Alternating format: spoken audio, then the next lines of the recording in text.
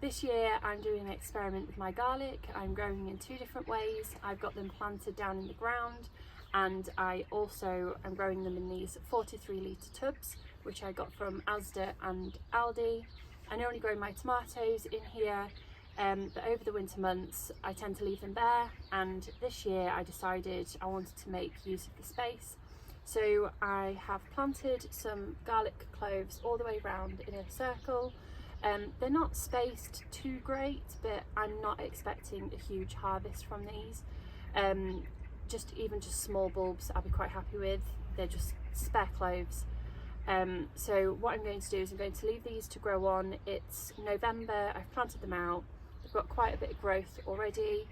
So what I'm going to do is leave them to grow, and about May next year I'm going to plant my tomato seedlings in the middle like usual, and then I'm going to let them grow on together for, I'd say, maybe 2 months. I think I might harvest the garlic kind of end of June, maybe July.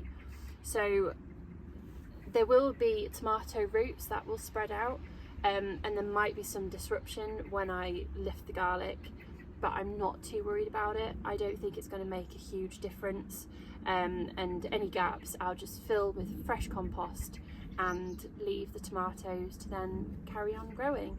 And if it seems to work, if there's not a huge effect on the tomato harvest, I will do this kind of every year moving forward, because I think it's a really good way of making use of limited space that I've got available.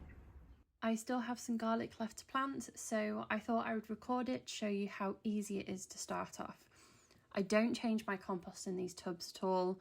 I have loads of worms keeping it nice. All I do is add a layer of new compost. So first I break my bulb into separate cloves. Make a finger-sized hole in your compost or soil. You will want to plant root end down and pointy end up.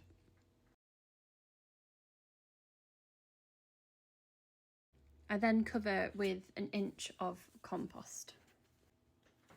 I leave about 3-4 inches between each clove, and I'm planting 5 cloves to a tub.